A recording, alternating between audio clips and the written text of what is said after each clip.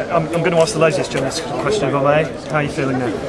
Drained, elated that we've preserved our league status. Just had a quick chat with the players. You know, at this stage of the season, it's possibly the last time that you're all together. And I thanked them for their efforts. I've never wavered in my belief that these were a group of league players. We've had to work hard on the training pitch. We've had to work extra hard on the football pitch to get the results, but we're one of the form teams over the last three or 4 months. You know, I saw something last week that we were fifth, and we've got another win as well. So, you know, to turn it around, other people have mentioned that the club was dead and buried, and the players deserve an enormous amount of credit. And you know, we're going to have a good night. The fans were clearly in the mood to celebrate. Is that the way you feel about it? Well, yeah, you know, we can't be in this position again. Everybody understands that, but it was. You know, the season started for me when we walked through the door, me and Alan. So it was a clean slate. The staff have been great. The chairman deserves an enormous amount of credit. You know, the big thing, as I've always said, is the ambition of the chairman, and we wanted to repay him that. Now, obviously, we need to move it forward again. So, a relief. Yeah, of course you don't want people jumping through hoops and saying we've had a fantastic season, because it certainly isn't. But we've obviously done the job that we were brought into, which was keep us up. There's been days where things have not gone great. There's been last-minute goals gone in. There's been games where we should have won that we've drawn. There's been days where we've won and everybody else has won. But we've kept the belief. The unity in the club has been absolutely unbelievable. You've seen today, and I'm delighted that myself and Alan have played a part in helping us over the line.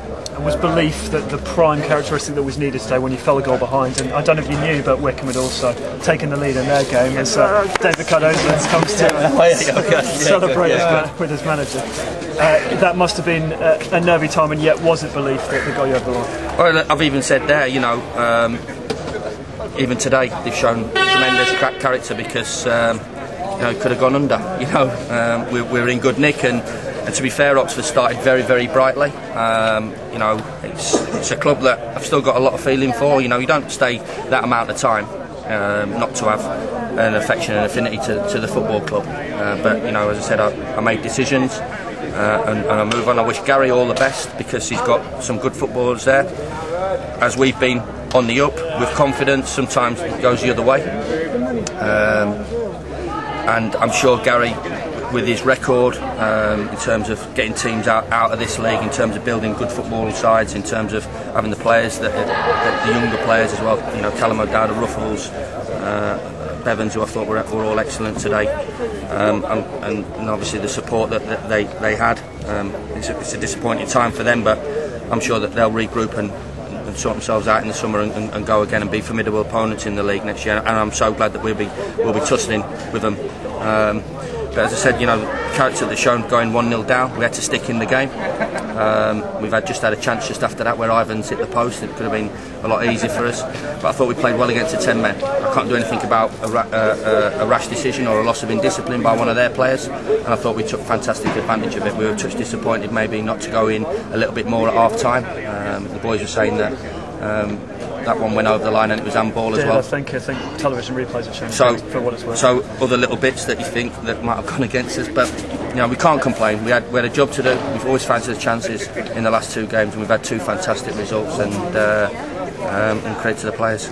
This group of players deserve to be able to enjoy this result and staying up. But what happens now, Chris, with regards to all the loanees that you've got and those players who you're considering for next year? Yeah, of course. It's just like any other football club at this time of season. You know, manager has to make tough decisions, and it isn't going to be the same group of players that walk through the door on 23rd of June. You know, the chairman's ambitious. He didn't want to be in this position. You know, he took a bit of stick, taking his time. I'm delighted that he took his time, and I'm delighted to be here. And Alan, we've got a bright future, as I've always said. You know, redevelopment around the ground, the support that we've had. It's a proper football club that want to give me an opportunity to succeed. So I'm really looking forward to working with him in the summer. Decisions have to be made. Loan players go back. We'll try and talk about certain loan players that have done exceptionally well for us. You know, obviously, you know, decisions that may go against players happen, but you know, that's a tough job and the tough life of a manager. final one from me then. Quite a season for you, Chris. Took Oxford almost to a position where they could get into automatic promotion, and then with Cobblers 6-7 points adrift, and yet safe. Now, for you personally, how do you reflect on this campaign? Well, you know, first of all, as I said, I've had tremendous support from the staff and Alan and the chairman and the supporters and other people in and around football. You know, when times are tough, to get the phone calls from people in and around your league, from people that work at the top level of the game, which I've had, you know, to say, you know, keep going, keep believing. You know, you've made your decision. You know, you've obviously had a reason to make those decisions. Be brave, be bold. You know, I don't think I've took any backward step at all. I feel that, you know, it's a decision that I had to make. So that was the way of the world, and we move on.